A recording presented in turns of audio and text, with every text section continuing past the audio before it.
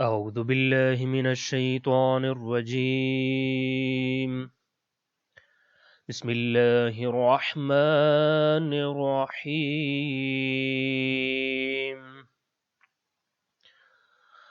فخلف من بعدهم خلف أضاعوا الصلاة واتبعوا الشهوات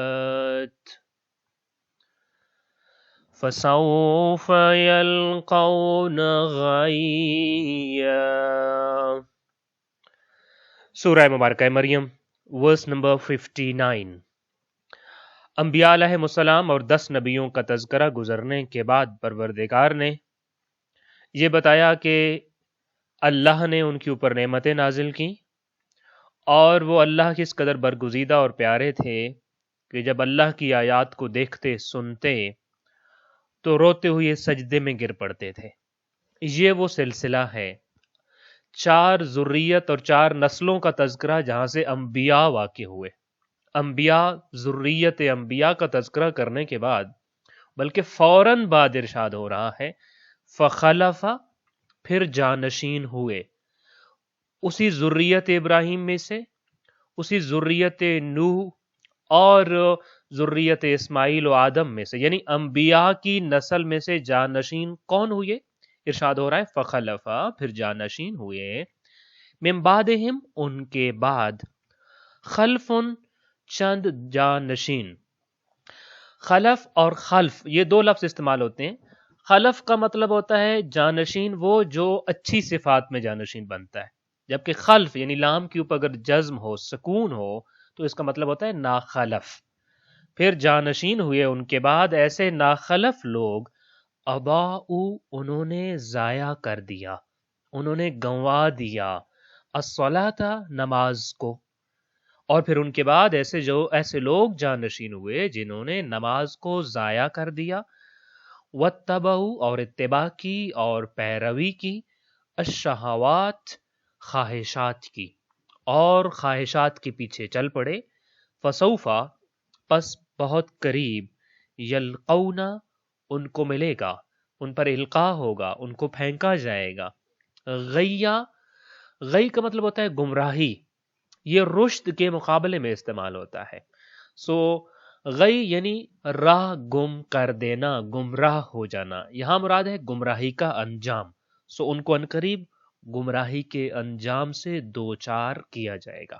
اس پوری آیا کا ترجمہ اس طرح سے ہو جائے گا. پھر ان کے بعد کچھ وہ ناخلف ان کے جانشین ہوئے جنہوں نے نمازوں کو ضائع کیا اور خواہشات کی پیروی کی، پس وہ عنقریب گمراہی کے انجام سے دوچار ہوں گے. اس آیا میں جیسا کہ آپ کے سامنے عرض کیا کہ انبیاء علیہ السلام کے بعد ان لوگوں کا تذکرہ ہے کہ جنہوں نے میراث انبیاء میں سے کچھ بھی نہیں پایا. یہ دیکھیے آپ اولین مخاطب کون تھے جب یہ آیات مکہ میں نازل ہو رہی تھی؟ تو اس وقت جو اولین مخاطب تھے قرآن مجید کے، یا تو وہ لوگ تھے جو اپنے آپ کو نسل ابراہیم اور ذریت اسماعیل کہتے تھے، یا وہ لوگ تھے کہ جو لوگ اپنے آپ کو اسرائیل، بنو اسرائیل کہتے تھے اور حضرت یعقوب کی نسل میں سے تھے. اور چاہے ذریت ابراہیم و اسماعیل ہو یا ذریت حضرت یعقوب ہو، سارے کے سارے لوگوں کا ایک دعویٰ تھا کہ وہ ابراہیمی مذہب کے ماننے والے ہیں، یعنی نسل ابراہیم سے ہیں اور ذریت ابراہیم سے ہیں.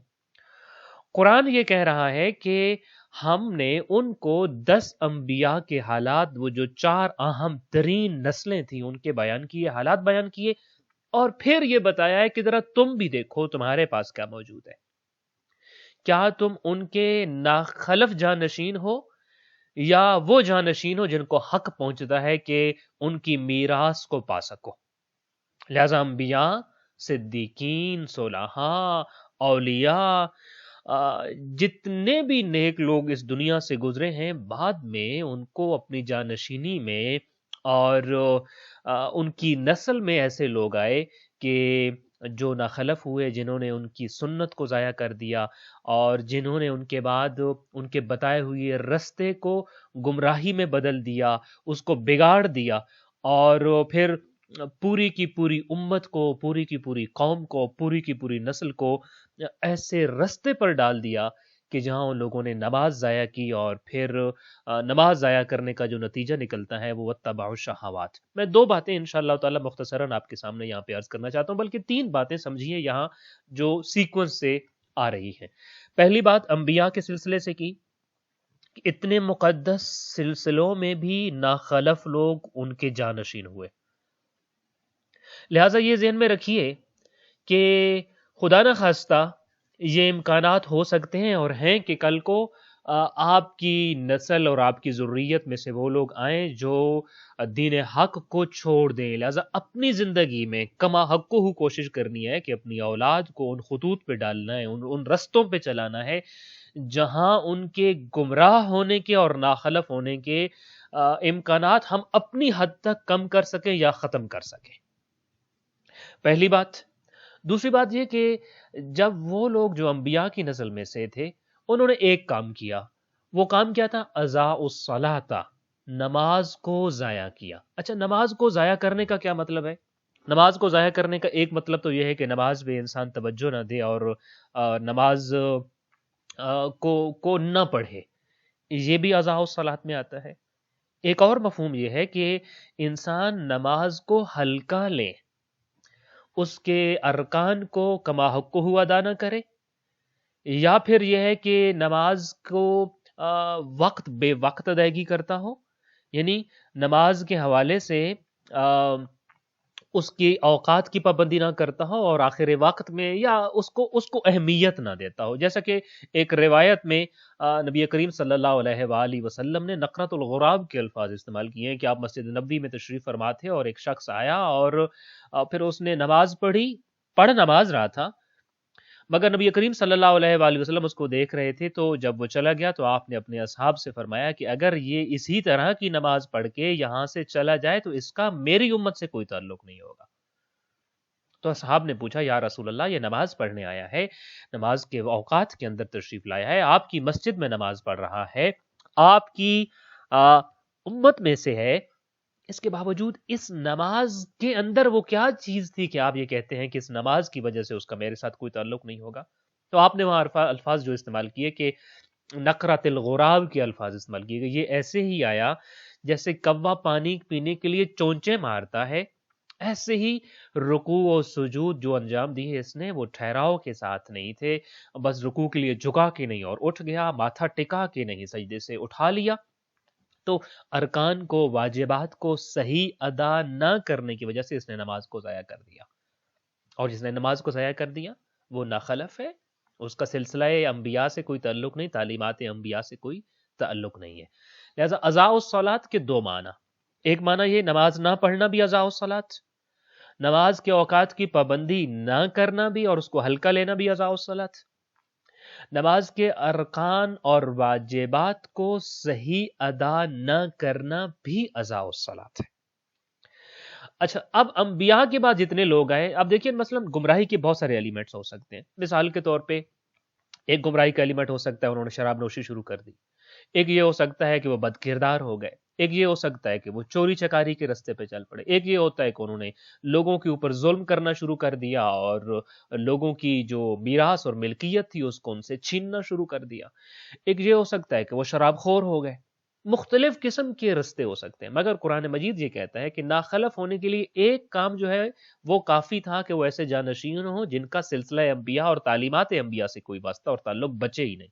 ایک صرف ایگزامپل کو عرض کیا ہے قرآن مجید نے، بیان کیا ہے، وہ کیا ہے؟ اضاعوا الصلاۃ، نماز کو ضائع کیا۔ یعنی کیا مطلب؟ جب نماز ضائع ہو جائے اور نماز صحیح نہ ہو تو اس کا مطلب یہ ہے کہ انسان کا دین ہی خطرے میں چلا جاتا ہے۔ یعنی نماز وہ چیز ہے کہ جو انسان کو، وہ جیسے ہے نا الصلاۃ تنہی عن الفحشاء والمنکر، اب یوں کہہ لیجئے کہ یہ آپ کے پاس ایک پروٹیکشن شیلڈ ہے۔ جب نماز آپ کے پاس صحیح شروط اور شرائط کے ساتھ موجود ہے تو فحشاء اور منکر آپ کے قریب نہیں آئیں گے۔ اب میں نے جتنی ایگزامپل آپ کے سامنے پہلے عرض کی ہیں، مثال کے طور پہ شراب نوشی ہے، جھوٹ ہے، چوری چکاری ہے، ظلم ہے، وہ ساری فحشاء ہیں اور منکر ہیں۔ آپ کے پاس ایک پروٹیکشن شیلڈ آ جائے، یعنی آپ نماز کی باقاعدگی سے قیام کرتے ہیں اور ادائیگی کرتے ہیں، تو اس کا مطلب یہ ہے کہ تمام فحشات اور منکرات سے آپ نے اپنے آپ کو بچا لیا، کیونکہ نماز برائیوں سے دور رکھنے کا اپنے آپ کو ایک مؤثر روحانی علاج اور ذریعہ ہے۔ اب جب نماز ضائع ہو جاتی ہے تو پرابلم کہاں ہوتا ہے؟ نماز کے ضائع ہو جانے کے بعد انسان کا نفس اور اس نفس کی خواہشات بے لگام ہو جاتی ہیں، بے روک ٹوک ہو جاتی ہیں۔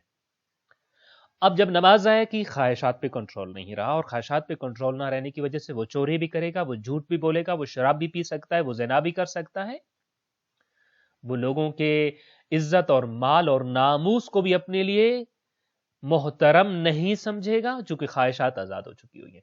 ایک ایلیمنٹ کو، ایک مثال کو ذکر کیا ہے کہ اگر کسی قوم نے نماز کو ضائع کر دیا تو پھر وہ کہیں نہ کہیں خواہشات نفسانی سے ضرور مغلوب ہو جائے گی، کہیں نہ کہیں کچھ ایسا ضرور کر بیٹھے گی کہ اپنی ساری اچھائیوں کو اپنی برائیوں کے زیر اثر کر دے گی۔ لہذا بلکہ جیسا کہ القافی میں ایک روایت بھی منقول ہے کہ من لم یعدل نفسہ فی الشہوات خاض فی الخبیثات، جو اپنی خواہشات کو نہیں روک سکتا وہ برائیوں میں ضرور ملوث ہو جاتا ہے۔ تو خواہشات کو کنٹرول کرنے کے لیے نماز ہے، اس لیے اضاء الصلاۃ کے فوراً بعد فرمایا واتبعوا الشہوات۔ نماز ضائع ہونے کی دیر تھی کہ شہوات نے اس کے اوپر غلبہ کر لیا اور وہ شہوات سے مغلوب ہو گیا۔ لہذا اب کیا ہوگا؟ نماز ضائع کی، شہوات کے رستے پہ چل پڑا انسان، فسوف یلقون غیا، اب راہ گم ہو گیا ہے، اس سے گمراہ ہو گیا ہے، اور جو بھی گمراہ ہوتا ہے اس گمراہ انسان کو اس کا انجام ضرور ملتا ہوتا ہے۔ لہذا اب جبکہ ہم سورہ مریم کی ورس نمبر 59 کو آج کے دن پڑھ رہے ہیں، تو ہمارے لیے کم از کم اگلے 24 آور جو بات سمجھنی ہے اور انشاءاللہ تعالی کوشش کرنی ہے کہ ہم اپنی پوری زندگی قرآن کے اس اصول، قاعدے اور ضابطے کو سمجھ کر زندگی گزاریں، وہ یہ ہے کہ انبیاء علیہ السلام ہوں یا اللہ کے کوئی سے بھی نیک بندے اور ہستیاں، ان کے بعد ہمیشہ جو بگاڑ معاشرے میں آتا ہے وہ ناخلف جانشین پیدا کرتے ہوتے ہیں، اور کسی بھی امت کے اندر بگاڑ اس وقت آئے گا کہ جب وہ معاشرہ نماز قائم نہیں کرے گا اور نماز کا اہتمام نہیں کرے گا۔ اور ایک اور چیز جو ہم نے اسی ضمن میں سمجھنی ہے، اسی آیت کے ضمن میں سمجھنی ہے کہ بعض اوقات ایسا ہوتا ہے کہ نیک لوگوں سے بھی نااہل اولاد پیدا ہوتی ہے، اور وہ نااہل نماز کو ضائع کرتے ہیں، خواہشات کی پیروی کرتے ہیں اور اپنا راہ گم کر دیتے ہوتے ہیں۔ اور ایک اور چیز جو آج کی سایہ سے ہم نے سمجھنی ہے کہ دین محمدی کا محور و مرکز ہے نماز۔ اگر نماز ضائع ہو جائے تو انسان سے اپنا راہ گم ہو جاتا ہے، وہ گمراہ ہو جاتا ہوتا ہے۔ اور ایک اور چیز جو آج ہی کے اس پیغامات میں سے ہے کہ نماز دیوار ہے ہمارے اور شہوات کے درمیان، نماز دیوار ہے ہمارے اور ہمارے نفسانی خواہشات کے درمیان، ایک پردہ ہے، جو ہی وہ دیوار گر جاتی ہے، وہ پردہ اٹھ جاتا ہے، تو انسان شہوات میں اور نفسانی خواہشات کے اندر لت پت ہو جاتا ہے اور ان میں گرفتار ہو جاتا ہے۔ لہذا کسی کا بھی اگر نماز سے رابطہ کٹ جاتا ہے تو پھر وہ ڈائریکٹلی شہوات کے اندر گر جاتا ہوتا ہے۔ نماز ایک پروٹیکشن فیلڈ ہے۔ انشاءاللہ تعالی آج کے دن میں ہمارے لیے یہ پیغام ہے کہ اپنی اس پروٹیکشن فیلڈ کو ہر وقت اپنے ساتھ رکھنا ہے، تاکہ جب بھی نفس ہمارے اوپر حملہ کرتا ہے، خواہشات نفسانی غالب ہونا چاہتی ہیں، تو ہم اس نماز کو دن میں 5 مرتبہ اپنے مقررہ اوقات میں ادا کر کے ہم اس پروٹیکشن کے دائرے کے اندر چلے جاتے ہوتے ہیں کہ جہاں انبیاء، صلحاء اور انعمت علیہم کا راستہ موجود ہوتا ہے۔ دعا ہے خالق کائنات ہمیں اپنی زندگی میں نماز کی باقاعدگی کے ساتھ ادائیگی کرنے، اہتمام کرنے اور نماز قائم کرنے والوں میں سے ہمارا شمار فرمائے، شہوات اور خواہشات نفسانی سے پرہیز کرنے، ان کو مغلوب کرنے، ان کے اوپر حاکم بن جانے کی توفیق نصیب فرمائے، شر شیطان و شر انسان سے محفوظ و مامون فرمائے۔ السلام علیکم ورحمۃ اللہ وبرکاتہ۔